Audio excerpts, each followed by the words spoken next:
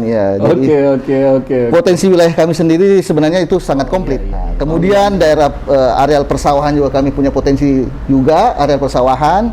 Kemudian jadi sepanjang wilayah kami itu terbelah oleh sungai menuju ke arah wilayah Kecamatan Bantimurung.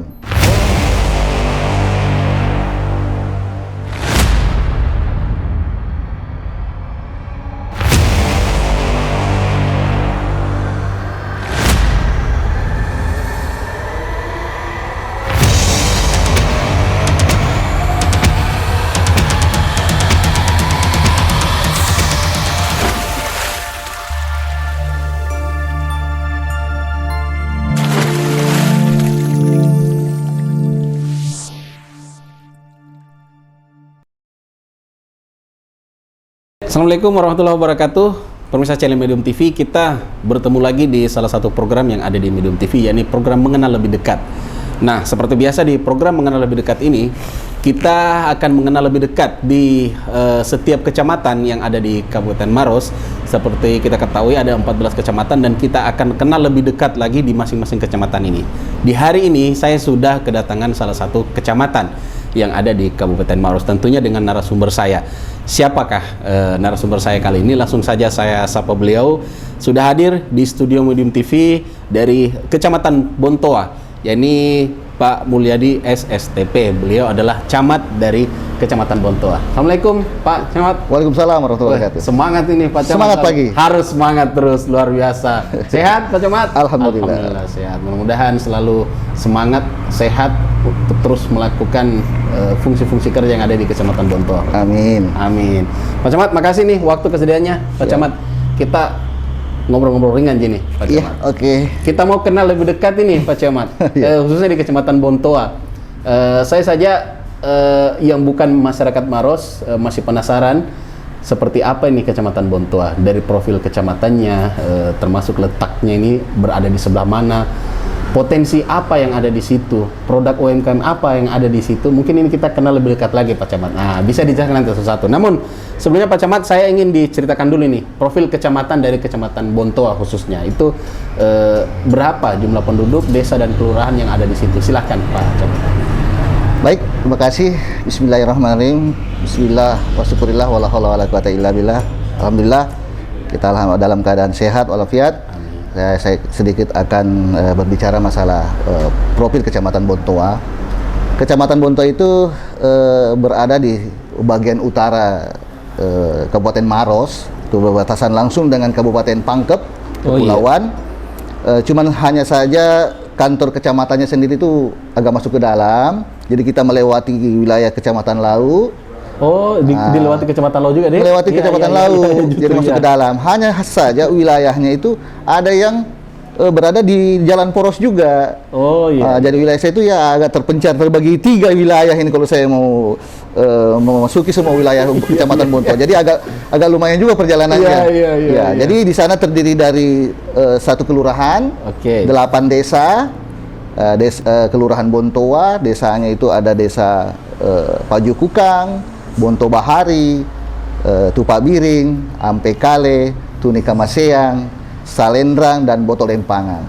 Ya. Kemudian luas wilayah kami kisarannya tidak sampai 100 km persegi, hanya berkisaran sekitar 93 km persegi. Itu jumlah penduduk ya mungkin sekarang dengan kondisi sekarang terakhir ini berkisaran 30 ribuan jiwa penduduk. Mungkin kebanyakan sekarang didominasi oleh kaum Hawa atau perempuan, itu berkisaran 15 ribuan lebih. Oh iya, berarti setengahnya ya? Setengahnya lebih dari jumlah penduduk. Kebanyakan perempuan ya. Oke. Potensi wilayah kami sendiri sebenarnya itu sangat komplit dibanding dengan wilayah lain. Bontoa itu terdiri dari perairan pesisir, ada pesisirnya. Hanya saja walaupun kita ini pesisirnya tidak berupa pantai pasir, tetap melainkan pantai lumpur, sehingga potensinya itu untuk areal pertambakan. Kemudian daerah areal persawahan juga kami punya potensi juga areal persawahan. Kemudian wilayah kami ada juga daerah pegunungan. Lengkap. Jadi ada lautnya, ada sawahnya, ada gunungnya. Lengkap Bontoa itu. Jadi rugi kalau pergi di Bontoa ini. Insya Allah. Kemudian Kecamatan Bontoa itu dibelah oleh sungai. Wah, iya. Jadi sepanjang wilayah kami itu terbelah oleh sungai menuju ke arah wilayah Kecamatan Bantimurung. Oh iya. Nah, itu yang melewati termasuk yang dilewati di daerah Ramang-Ramang. Ya. Nah, ke daerah Salendrang itu. Itu tembus ke situ ke Sungai Putih. Oke. Berarti Ramang-Ramang masuk Bontoa. Masuk Bontoa. Wah, ini jadi sebenarnya Bontoa sekarang ini bukan skopnya bukan lagi kecamatan atau desa nasional, tapi sudah internasional. Wah, luar betul ya. Karena kita ketahui ya.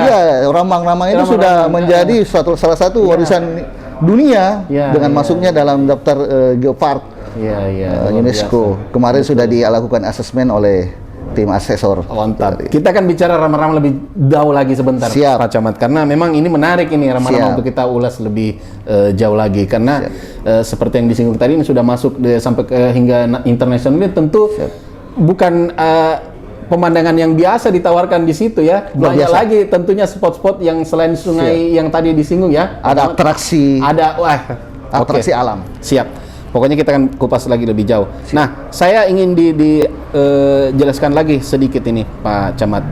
Dari 1 kelurahan dan 8 desa ini, berarti selain Ramang-Ramang tadi, apa saja yang ditawarkan di setiap desa atau mungkin di kelurahan itu, Pak Camat? Adakah destinasi unggulan lainnya atau produk UMKM atau semacamnya yang bisa dijelaskan kepada kami? Silakan, Pak Camat. Kebetulan sekitar kurang lebih ya 30%-an warga kami adalah kehidupannya sebagai nelayan tangkap, baik di area pesisir laut maupun di sungai. Itu tentunya hasilnya adalah dari hasil perikanan.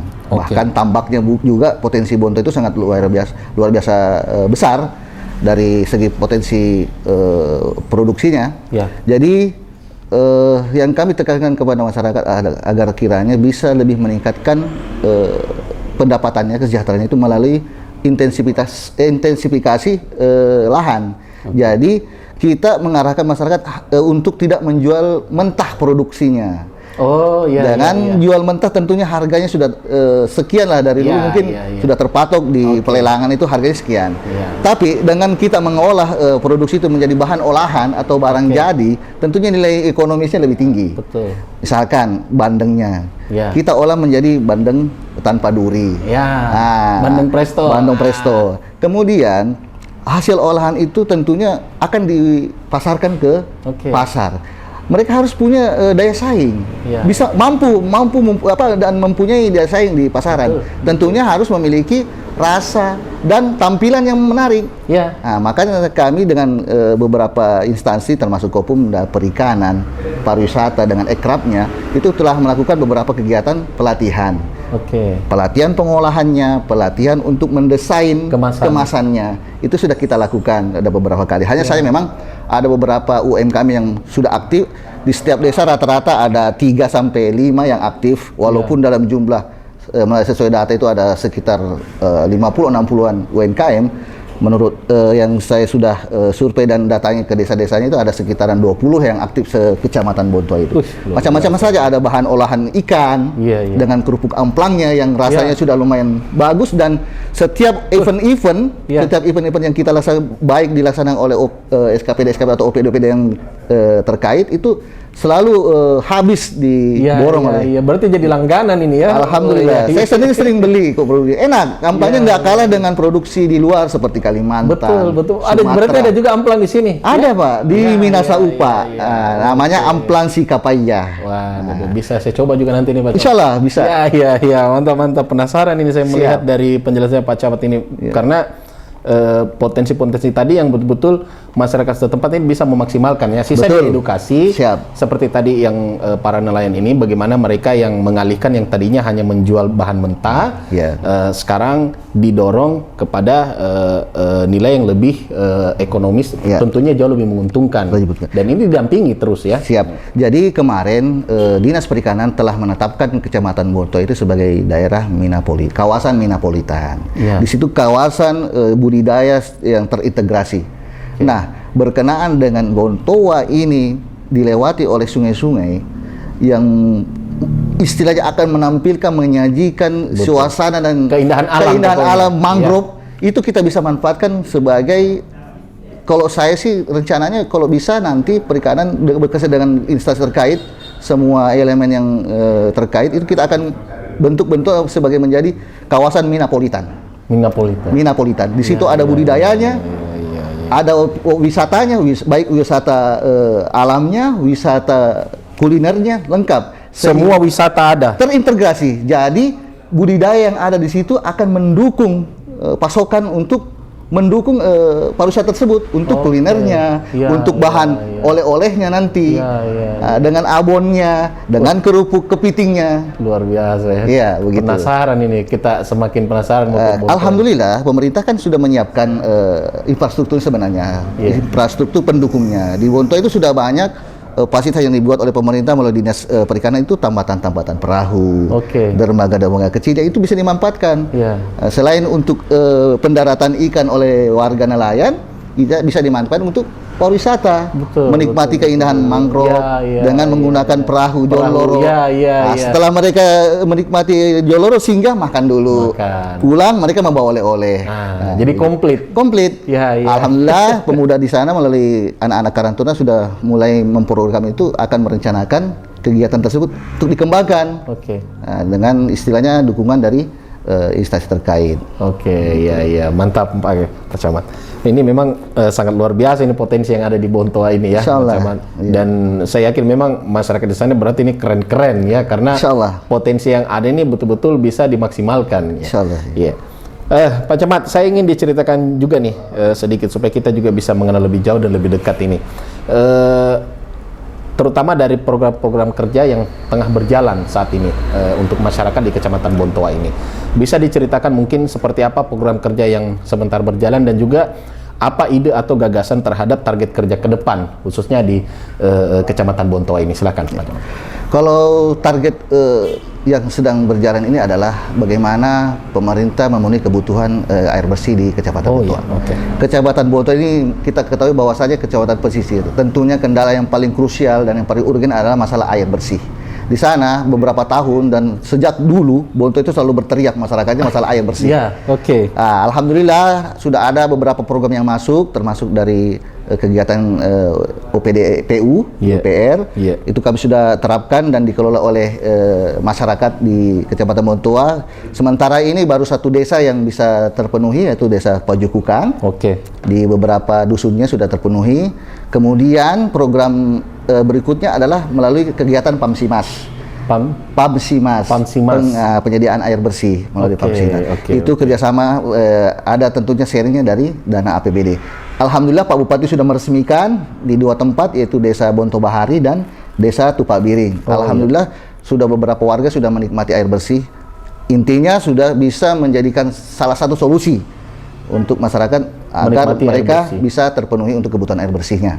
Kemudian sementara ini Pak Bupati membangun reservoir di Kecamatan Laut, tapi karena memang sumber airnya di situ yang lebih dekat, jadi dibangunlah reservoir nanti di situ, nanti akan didorong masuk ke Bontoa. Setelah nanti di sana ditampung penampungan air itu dikelola oleh PDAM, lalu disalurkan ke Kecamatan Bontoa. Ini nanti diharapkan bisa melayani seluruh masyarakat Bontoa. Karena memang selama ini Kecamatan Bontoa selalu inti permasalahan adalah air bersih.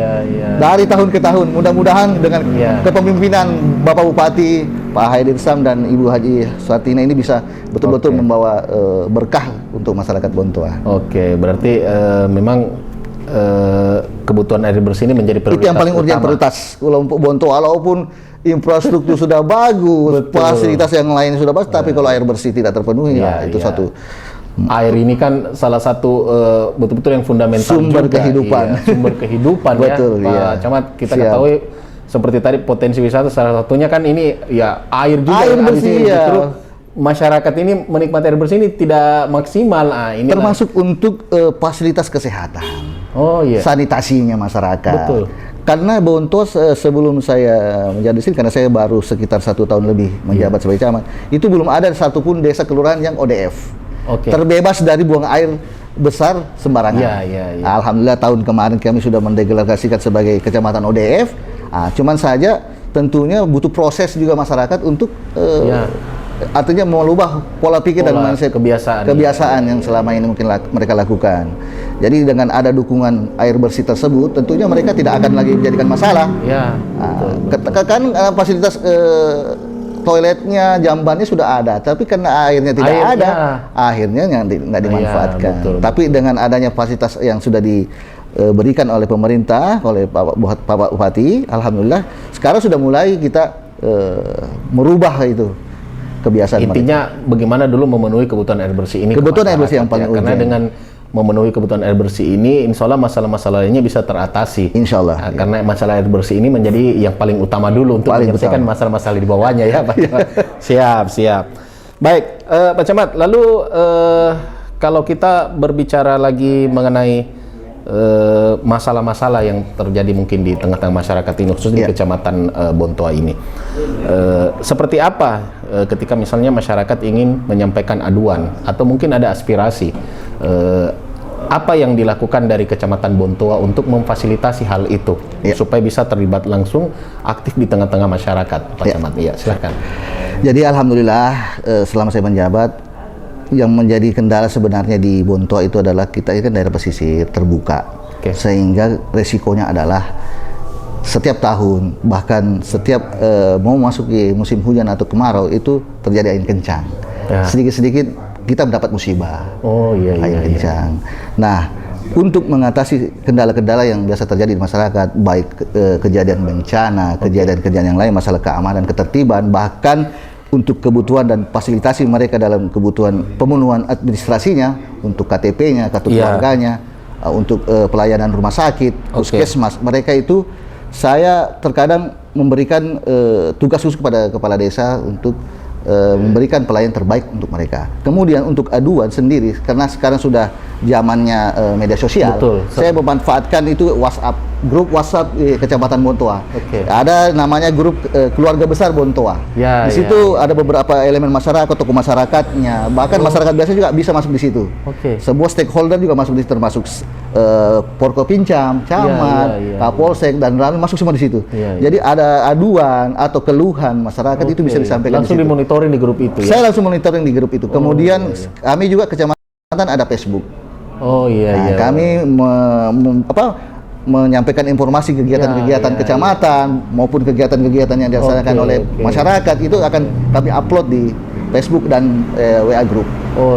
Jadi bagaimana memanfaatkan media sosial ini juga Pak Camat? Cuma resikonya tengah malam kita sampai. Karena transformasi informasi kan sudah cepat. Jadi nggak butuh waktu besok lagi. Ada kejadian musibah angin puting beliung, banjir dan segala macam, sudah langsung bisa kita dapat informasinya pada saat itu juga, karena terkadang masyarakat langsung upload ke situ. Ada keluhan masalah KTP-nya yang belum aktif, mereka langsung memberikan informasi di sehingga bisa diteruskan ke OPD yang terkait. Bisa kita teruskan ke OPD yang terkait kalau memang belum bisa dilayani di kecamatan. Karena sekarang ini untuk pelayanan kartu keluarga, ini sudah ada juga di kecamatan. Betul. Kalau KTP kan sementara belum, makanya kalau yang tidak bisa dilayani di kecamatan baru kita arahkan ke OPD terkait. Betul. Karena kemarin juga sudah sempat bicara dengan Kepala Dinas dari Disduk Capil, memang pelayanan ini dimaksimalkan hingga tingkat kecamatan. Bagaimana seperti kita ketahui ini kan masyarakat Kabupaten Maros ini kan baru-baru ini diberikan fasilitas kesehatan berbekal KTP. Nah, Pak Camat, tentunya ini kan butuh pendataan aktif ini hingga ke kecamatan Nah, bagaimana menyukseskan agar tidak ada lagi namanya masyarakat di Kabupaten Maros, khususnya mungkin dari Kecamatan Bontoa ini tidak terlayani masalah kesehatan. Berarti ini sejauh ini semua berjalan. Alhamdulillah. Kemudian di tingkat desa kan sudah ada petugas dinas sosial yang tugasnya betul-betul memfasilitasi masalah untuk masalah kesehatannya, baik untuk pengaktifan KIS-nya, untuk rujukan apa segala macam bisa dibantu oleh SLRT namanya, dari Dinas Sosial. Jadi mereka memang ditugaskan di desa, masing-masing desa itu ada petugasnya begitu. Baik, berarti sejauh ini peran dari setiap OPD juga betul-betul memang bersentuhan langsung hingga ke kecamatan Semua muara kegiatan itu ujungnya ke kecamatan. Pasti. Dan ini sinergitas terus kolaborasi camat bertugas mengawal kebijakan. Ya, tentunya. Menyukseskan kebijakan. Siap.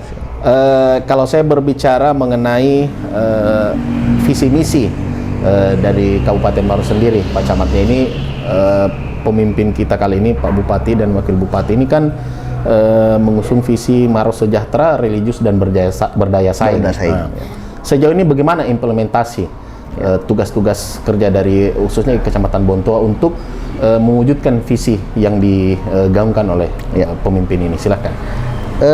Dari kata religius tentunya tidak luput dari kegiatan keagamaan. Selama ini alhamdulillah Pak Bupati dalam setiap kegiatan keagamaan itu seringkali Pak Bupati yang turun langsung. Oh iya. Apalagi di saat-saat kegiatan Ramadan, beliau terkadang menghadiri kegiatan Gemah Ramadan. Majelis-majelis taklim yang dilaksanakan di kecamatan, terkadang beliau hadir sendiri. Oh, jadi langsung turun ke kecamatan desa. Iya. Jadi Pak Bupati apalagi kalau di bulan Ramadan terkadang kalau ada acara-acara pemuda yang melaksanakan kegiatan keagamaan itu Pak Bupati langsung turun ke bawah. Kemudian pengajian-pengajian di tingkat desa, kecamatan kita alhamdulillah lakukan secara rutin. Saya bersama Ibu tim penggerak PKK kecamatan terkadang ikut supaya memberikan motivasi kepada mereka, karena tentunya generasi muda kita ini kebanyakannya kaum wanita lah yang menjadikan mereka ini terbentuk menjadi insan yang istilahnya religius. Peranan dari perempuan karena ibu-ibu tentunya lebih banyak interaksinya dengan anak-anak. Makanya majelis taklim ini walaupun istilahnya tidak dilarang untuk diikuti oleh bapak-bapak, tapi kebanyakan memang ibu-ibu. Kita berikan sentuhan rohani, menambah wawasan mereka tentang keagamaan agar mereka bisa mendidik anak-anak. Karena tentunya dengan kondisi perkembangan sekarang tantangan kita sangat berat untuk mendidik anak-anak kita menjadi, apalagi di era informasi teknologi ini. Iya, teknologi. Dekat dengan Makassar, resikonya tinggi.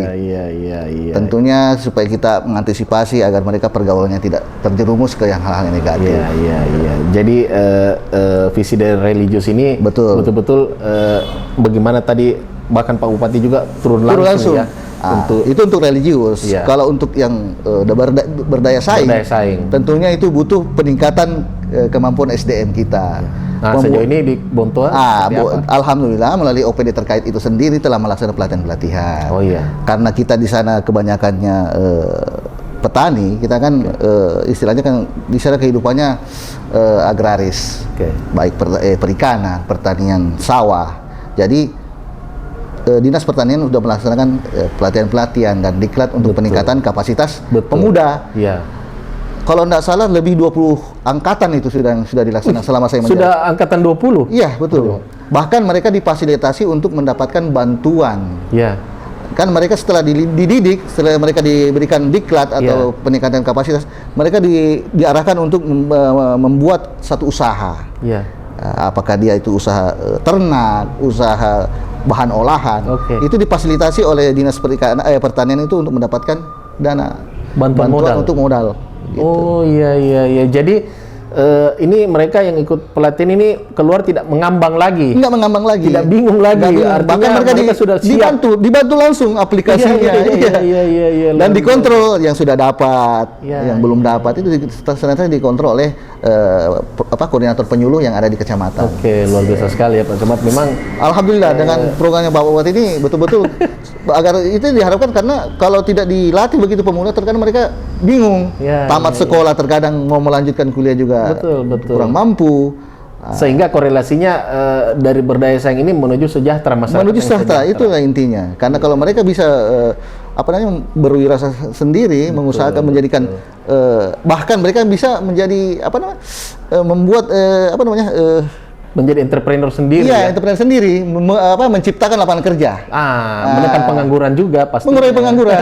Ini sesuai juga dengan kontrak politik bagaimana menciptakan lapangan kerja. Betul. Baik. Berarti faktor sektor wisata itu apalagi adanya sektor wisata ini. Tentunya dari sektor wisata ini kan pasti memanfaatkan paling mayoritas ini ke penduduk lokal juga. Yang diberdayakan di situ kan. Betul ya Pak Camat. Sehingga bagaimana masyarakat terkhusus yang ada di Kecamatan Bontoa ini betul-betul tidak ada lagi yang namanya usia produktif tetapi menganggur. Karena sudah disediakan baik itu yang belum memiliki skill dikasih pelatihan, Ya, betul. Sudah memiliki skill, bingung, ada kasih modal. Sebenarnya ya itulah resiko kita, karena walaupun sebenarnya mereka tidak punya skill, tentunya dengan perkembangan sekarang mereka itu udah ogah-ogahan kerja yang kotor-kotor. Maunya kerja yang bersih-bersih jadi karyawan. Sementara kapabilitasnya mungkin nggak sampai ke situ, tapi dengan adanya sektor-sektor real yang lain yang bisa mendukung itu, termasuk pariwisata, UMKM saya sendiri kemarin sudah melaporkan saya kewalahan untuk dalam segi produksi. Makanya saya bilang, saya arahkan untuk mereka menambah kerjasama dengan tetangga-tetangganya untuk bisa membantu produksinya.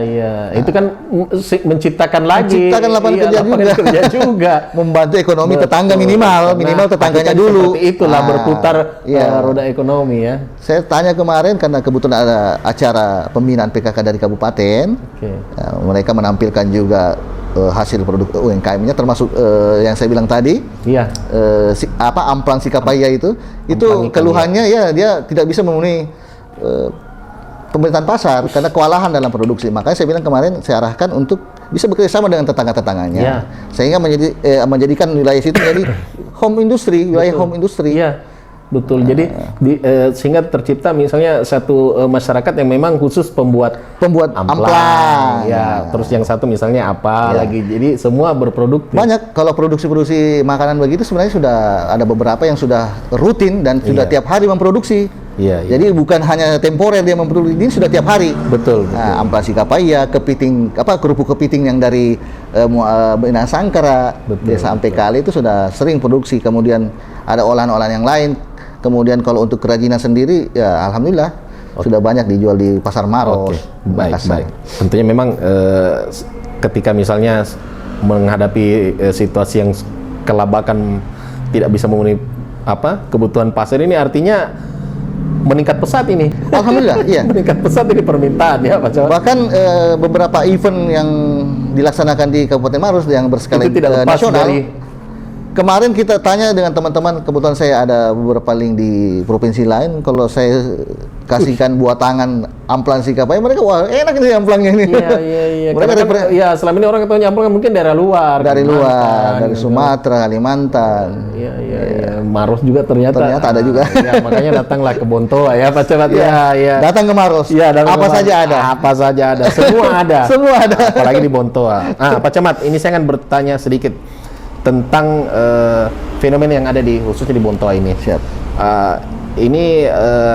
Ada saya mendapatkan data bahwa juga marak ini alih fungsi hutan mangrove menjadi empang di Bontoa ya. Memang ada juga beberapa yang begitu ya. Pak Camat, ini bisa dijelaskan bagaimana tanggapannya terhadap maraknya alih fungsi hutan ini, hutan mangrove ini menjadi empang. Itu seperti apa tanggapannya Pak? Sebenarnya saya termasuk salah satu pelaku petani tambak sebenarnya. Karena saya juga sebagai petani sebenarnya. Karena orang tua memiliki sedikit lahan, jadi saya sedikit tahu lah masalah proses mangrove itu. Jadi sebenarnya di Maros ini tidak ada kawasan hutan mangrove sebenarnya. Cuman mangrove-nya ada banyak. Tapi tidak masuk dalam kawasan hutan mangrove, tidak ada. Cuman luasan mangrove kita cukup luar biasa, besar. Hanya saja mungkin karena ketidaktahuan dan mungkin kurang sadarnya masyarakat akan pentingnya mangrove, terkadang masyarakat itu memperluas empangnya. Jadi mereka di pinggir sungai mereka tanami, setelah tanamannya sudah besar mereka pindahkanlah pematangnya. Alhamdulillah di sekitar 5 tahun ke belakang ini sudah sangat kurang yang melaksanakan itu. Karena kami sering melakukan kegiatan penyuluhan. Apabila kita ada kegiatan-kegiatan di desa yang walaupun tidak berkaitan dengan hal tersebut, selipkan untuk penyuluhan masalah mangrove. Karena mangrove itu sendiri kan sudah dilindungi. Tidak boleh kita serta-merta, walaupun kita yang menanam, kita tidak bisa serta-merta yang menebang. Kami kan biasa berkomunikasi dengan masyarakat. Pak, kan kami yang menanam. Kenapa kami dilarang menebang? Tapi saya bilang, Bapak menanam bukan di wilayah Bapak, bukan di kawasan Bapak, bukan di tanah Bapak, tapi di pinggir sungai atau di pinggir laut. Nah, walaupun Bapak yang menanam, tapi Bapak tidak bisa serta-merta menebang. Kecuali Bapak menanam di lokasinya Bapak, oke, boleh. Tapi kan ini menanamnya di pinggir laut. Ini kan tadi bisa diklaim ini laut saya. Ya, cuman ada mindset, ada mungkin kebiasaan, faktor kebiasaan masyarakat kita atau orang tua kita dulu, bahwasanya siapa yang menduduki di pinggir empang sungai tersebut atau laut, maka dia yang memiliki sampai di belakang inilah sedikit-sedikit kita rubah itu perilaku paradigma yang harus kita ubah ya Pak Camat. Alhamdulillah sudah berkurang sekali. Kemarin sedikit ada juga masalah di Wontobari, tapi alhamdulillah sudah kita selesaikan karena memang ada sedikit kekeliruan, sudah dibenarkan, sudah diperbaiki lagi. Oke. Jadi memang bagaimana mencerahkan ini masyarakat, khususnya yang mengalihkan fungsi yang tadinya mangrove menjadi empang ini harus dipahami dulu bahwa mangrove ini juga sudah dilindungi. Kita juga sudah ketahui itu. Sebenarnya saya penekanannya begini, bapak-bapak ini mata pencahariannya adalah nelayan, mencari kepiting, mencari udang di sungai. Habitat kepiting, udang adalah di mangrove. Ketika Bapak babat hutan mangrove, Bapak nanti nggak dapat lagi udang, nggak dapat juga ada fungsi lainnya juga itu mangrove. Kenapa? Kelestarian lingkungan. Jadi kita saya kasih edukasi, jagalah mangrove tak. Kalau ada yang tebang, pikirkan anak cucu tak, nggak makan itu udang, nggak makan mie kepiting itu anak cucu tak. Betul. Sepakat. Cocok kalau itu pendekatannya Pak Camat. Karena bahasa-bahasa sederhana lah yang kita bisa adakan di masyarakat, pendekatan-pendekatan secara emosional. Saya terkadang lembur-lembur dikit lah sampai jam 1 malam, setengah 2 malam baru balik. Kita berinteraksi langsung dengan masyarakat. Bahkan bisa sampai menginap di situ juga ya? Kalau menginap belum pernah. Kalau sampai jam 1, jam 2 pernah. Wah, itu luar biasa itu kalau sampai larut bicara diskusi sama. Alhamdulillah. Bisa di kawasan Gunung Kars sana juga potensinya sangat besar untuk pariwisatanya, sungainya. Luar biasa Bonto ini. Terus juga ada dampak lingkungan ini yang ditimbulkan dari rel kereta api ya ini sudah masuk juga seperti kita ketahui kan Pak Camat. Ini kan otomatis juga ada dampak lingkungan yang ditimbulkan dengan adanya rel kereta api itu. Ini bagaimana keberlangsungan petani tambak khususnya di Kecamatan Bontoa terhadap imbas dari rel kereta api itu Pak Camat? Adakah masalah yang ditemui sejauh ini?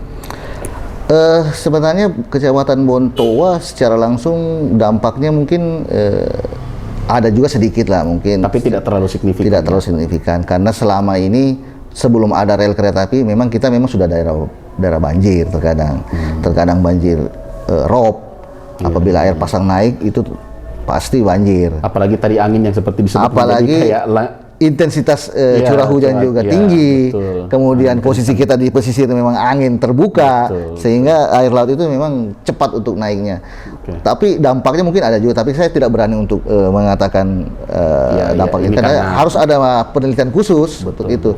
Karena kalau kita cuma berbicara banjir, sebelum ada rel kereta itu sudah banjir. Ya, kita harus bijak juga bahwasanya rel kereta ini memang menjadikan satu kebutuhan juga. Tentunya seperti itu. Entah kalau ada kendala yang didapatkan, mungkin ada solusi dari pemerintah yang bisa di. Gitu. Oke, baik. Pak Camat, berarti terhadap program-program kerja yang kita sudah paparkan juga tadi di awal, tentunya ada harapan juga yang mungkin akan dilakukan ke depan. Bisa digambarkan juga sedikit Pak Camat, adakah ide atau inovasi yang sementara dilakukan khususnya di Kecamatan Bontoa ini terhadap pencapaian ke depan? Silakan Pak. Untuk target-target itu sendiri saya sebenarnya lebih condong ke peningkatan kesejahteraan masyarakat melalui pengembangan wilayah pariwisata. Pariwisata sungai, pariwisata kars. Dengan adanya destinasi-destinasi wisata ini tentunya pertama tenaga kerja, kemudian perputaran ekonomi, tentunya perekonomian masyarakat akan lebih cepat untuk bergerak maju. Karena kalau kita hanya bertumpu pada sektor pertanian perikanan, tentunya program akan melambat. Agak lambat lah. Jadi memaksimalkan semua supaya istilahnya percepatan peningkatan kesejahteraan itu lebih cepat lagi. Betul. Karena banyak sekali aspek yang diserap dari kegiatan pariwisata itu. Yang belum dimaksimalkan adalah kawasan Kars ini sendiri, karena bukan hanya ramang-ramang itu saja sebenarnya yang bisa dikembangkan. Di Desa Botolempang itu sangat cantik. Saya sudah berbicara dan diskusi dengan beberapa anggota BPD-nya, dengan Pak Desanya, dengan tokoh-tokoh masyarakat. Yang penting mereka mau melakukan pendahuluan, langkah pendahuluan. Nanti pemerintah akan mendukung. Kita akan fasilitasi ke dinas terkait untuk mendukung kegiatan tersebut. Karena kementerian-kementerian ini sekarang sudah turun gunung semua, memberikan dana stimulan, bantuan-bantuan, baik untuk infrastrukturnya maupun termasuk kepada fasilitas-fasilitas yang ada di destinasi itu, termasuk homestay-nya apa. Kementerian Kemendes itu memberikan tawaran untuk memberikan bantuan untuk masyarakat yang mau mengembangkan destinasi wisata, terutama di fasilitas homestay-nya. Berarti memang luar biasa perhatian yang bahkan perbankan sendiri sudah gencar untuk turun ke bawah. Ini kan menjadi keuntungan tersendiri ya. Jadi ada semacam simbiosis mutualisme lah. Jadi Bontoa itu saya berharap bisa menjadi kawasan wisata yang terintegrasi dengan budidayanya. Jadi saling mendukung. Karena pariwisata sendiri kalau tidak ada daya dukung dari sektor lain tentunya sangat lambat untuk berkembang. Nah, ini di Bontoa ini semuanya saling menopang. Satu sama budidayanya lain. Ada untuk melengkapi kulinernya, itu siap. UMKM-nya juga siap, baik UMKM untuk produksi makanannya, oleh-oleh, souvenir, itu sudah lengkap.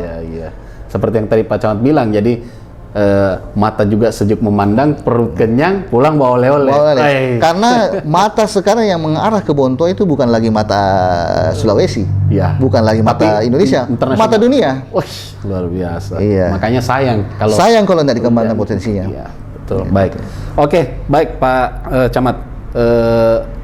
Saya akan memberikan closing statement mungkin dari Pak Camat terkait pesan yang ingin disampaikan kepada masyarakat. Mungkin ada ajakan atau mungkin imbauan seperti apa khususnya di Kecamatan Bontoa ini.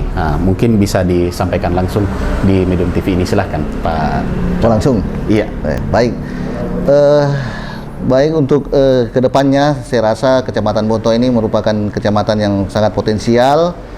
Walaupun kami di kecamatan ini mengalami beberapa suatu kendala, tapi tentunya dengan kerja keras dan tekad, marilah saya mengajak ke seluruh elemen masyarakat Kecamatan Bontoa, stakeholder, untuk sama-sama bergerak, bersinergi untuk melaksanakan kegiatan baik kegiatan pelayanan publik, kegiatan pemerintahan, sosial dan kemasyarakatan secara bersama-sama, sehingga menciptakan suatu pelayanan masyarakat yang maksimal, membuat masyarakat menjadi nyaman dan tentram, yang akan bermuara kepada kesejahteraan masyarakat khususnya di Kecamatan Bontoa. Baik, Pak Camat, kita juga dibatasi oleh waktu. Dan saya yakin juga Pak Camat juga ini masih banyak agenda, namun mudah-mudahan apa yang disampaikan tadi kita sudah bisa sedikit mengenal lebih dekat terhadap program-program kerja maupun juga potensi-potensi khususnya yang ada di Kecamatan Bontoa ini. Saya menangkap tadi memang sangat melimpah ruah sekali, dan ini bagi saya paket komplit nih, Pak Camat. Sangat disayangkan bagi masyarakat yang ada di luar Kabupaten Maros yang ingin mencari destinasi wisata lalu tidak singgah di Kecamatan Bontoa ini, karena semua ada, wisata gunungnya, wisata lautnya, baik juga itu sungai, kuliner, ini komplit. Sangat sayang. Nah, tadi juga saya sudah membahas di awal, kita akan menelusuri lebih jauh lagi mengenai ramang-ramang ya. Saya sudah berjanji tadi juga di Pak Camat. Tetapi kita ada edisi khususnya ya, Pak Camat. Kita mungkin bisa langsung perlihatkan kepada masyarakat seperti apa ramang-ramang. Tapi ada sesi khususnya. Nanti kita ditemani lagi, boleh ya? Boleh. Pak Camat. Oke, siap. Baiklah, pemirsa channel Medium TV, kita sudah bincang-bincang tadi dengan Pak Camat dari Kecamatan Bontoa. Tentunya segala program yang dilakukan ini tentu untuk mewujudkan masyarakat yang sejahtera, religius dan juga berdaya saing, khususnya yang ada di Kecamatan Bontoa. Dan potensi yang ada di Kecamatan Bontoa juga ini juga tidak main-main. Ini bukan lagi menjadi cerminan dari masyarakat lokal, tetapi ini sudah menjadi mata dunia. Betul. Pak Camat, ya, seperti kita ketahui salah satu destinasi wisata yang ada di Kabupaten Maros, khususnya di Kecamatan Bontoa ini ada di Ramang-Ramang. Ya, ini menjadi destinasi wisata favorit bagi semua. Kita akan ketemu lagi pemirsa channel Medium TV di program mengenal lebih dekat lagi, tentunya masih di 14 kecamatan yang ada di Kabupaten Maros. Kita akhiri dulu. Saya terima kasih lagi kepada Pak Camatku. Sehat selalu Pak Camat, sukses selalu dalam menjalankan kerja-kerja ke depan, insya Allah terrealisasi apa tadi yang direncanakan. Baik, pemirsa, kita akan ketemu lagi. Terima kasih sudah menyaksikan dan terus menyaksikan program mengenal lebih dekat lainnya masih di Kabupaten Maros di 14 kecamatan. Terima kasih. Wabillahi taufik wal hidayah. Assalamualaikum warahmatullahi wabarakatuh.